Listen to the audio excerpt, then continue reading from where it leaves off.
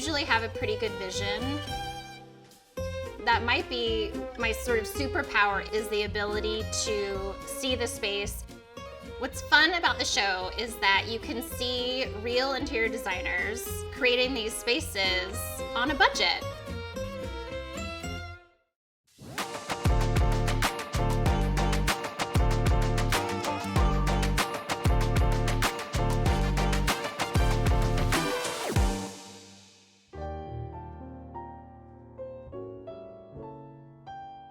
Production designer is the head of the art department, and the art department creates the world that you see on the screen. Everything that the actor moves through and touches, the props, the set decoration, lighting, all of that is picked by the production designer, is approved by the art department. They work with a crew that helps them bring it to life. That consists of graphic designers, construction crew, set designers, a lot of art directors involved. All of them together create this space before it's shot. Most of us watch movies to escape reality. If you're able to make a world on the screen believable, you're transported into these worlds. That's something people are looking forward to. When I was in my early 20s, I moved to New York and I got into the fashion scene. I worked at Barney's New York, and when I moved to LA, I continued working in fashion and actually had my own clothing line. With the clothing, I was more interested in the fabrics and the textures and the prints than I was in the actual design. I got into set decorating, and essentially that's when I decided, okay, I think I want to do this. And because I don't have formal training, it allows me just to really rely on my intuition, because I have a really good eye and I'm not someone who's following a trend, or I'm eyeing things that are going to be for a specific, or represent a specific time. I just think, do I love this? Is this what my client wants? And that's sort of where I'm coming from. It's really important to me that I get to know how my clients live, to understand how they're using the space, and then, of course, how they would like it to look.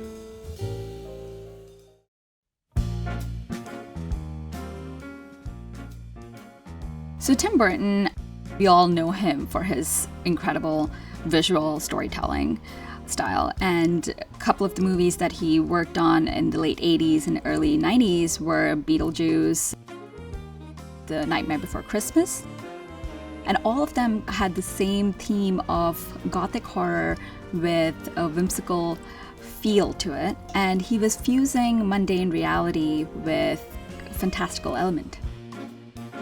So there's something about how he portrayed misfits in society, people who were seen as outsiders, and how they were trying to fit into what the conventional norms were.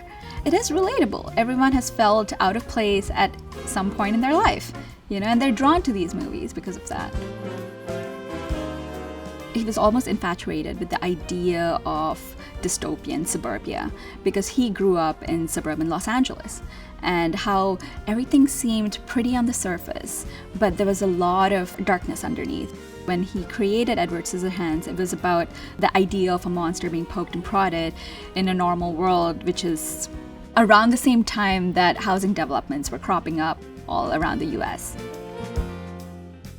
Edward just really represents that misfit in all of us, and that feeling of just being understood. And I thought, how fun would it be to create a room that honors this, but is also something that I could see someone living in.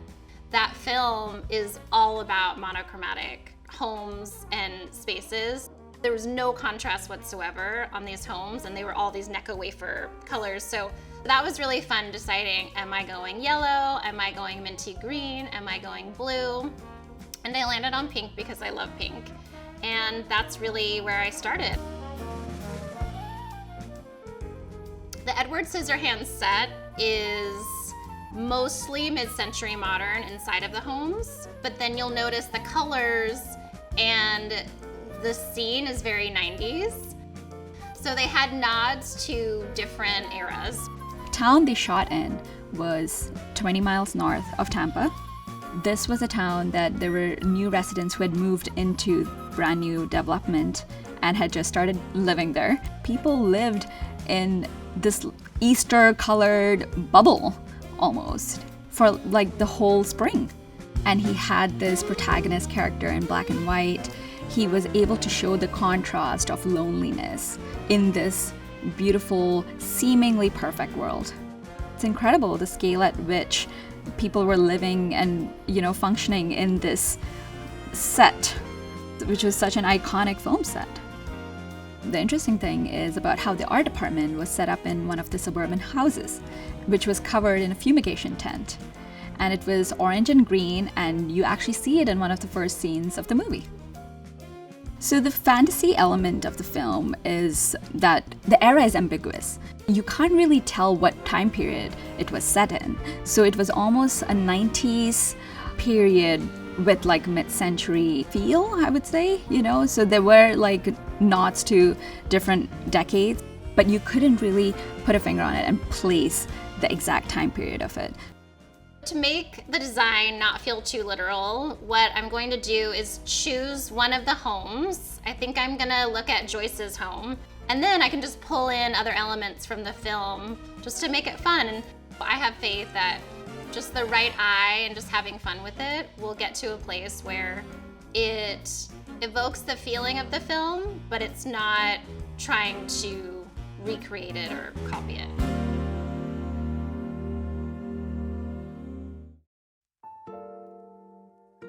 When I started the project, I think the biggest decision I had to make was what color to choose. It is all these candy-colored, monochromatic moments in the film. So I knew if I chose yellow, I have to go all in for yellow. If I go green, it's gonna be a green room. So once I went pink, I said, all right, pink walls, pink curtains, let's go for it. My inspiration for the client was half film and half who's gonna live here, who is this girl?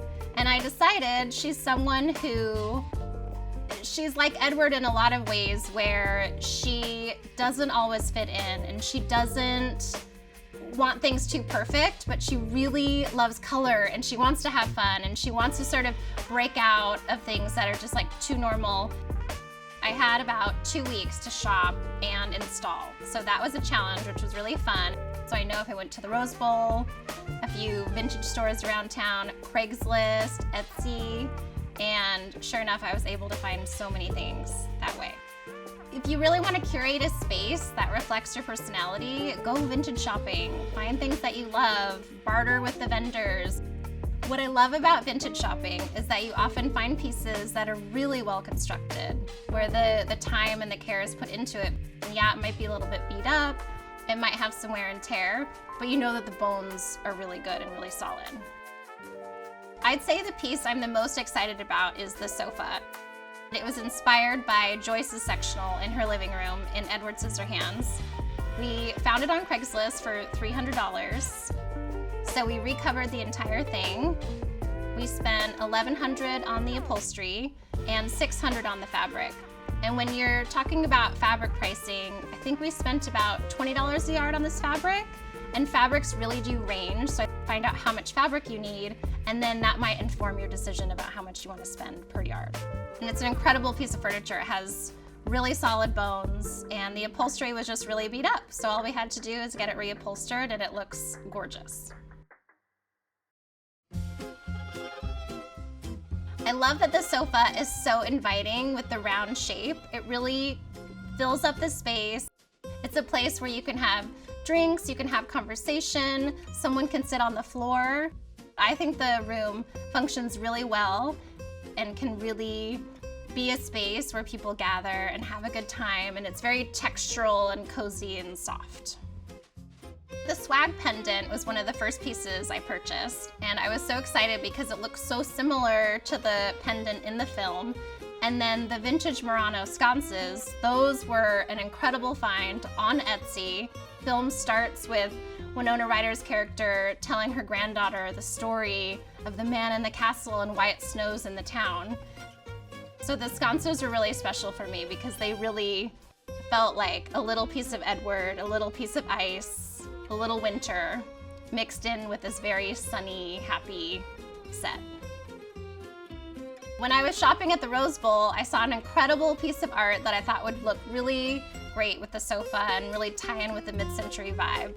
And when I got everything together, I realized it just read too mid-century and too vintage. So when I saw the girl smelling the flowers, there was something about it that really read, things are not always so perfect. The Monstera is so scraggly and kind of scissory that it really made me think about Edward. I have pom-poms on the couch. I thought it would be really fun to nod to Winona Ryder's character. She was the cheerleader in the film. I have Necco wafers on the coffee table because the candy-colored homes were inspired by Necco wafers. I have heart cookies because the inventor was inspired by his robots making cookies, and that's when he decided to essentially turn one of his robots into a human. When I saw that I had an empty wall and it wasn't really my vision for the space, I went on to Craigslist. I found these mid-century birds for sale, and I really think they completed the space. You may not notice, but there's a picture in the back of the room, and it's actually Tim Burton's sketch of Edward that he drew when he was in high school, and that sketch was the inspiration for the film. I'm Danielle, and that's how you style this.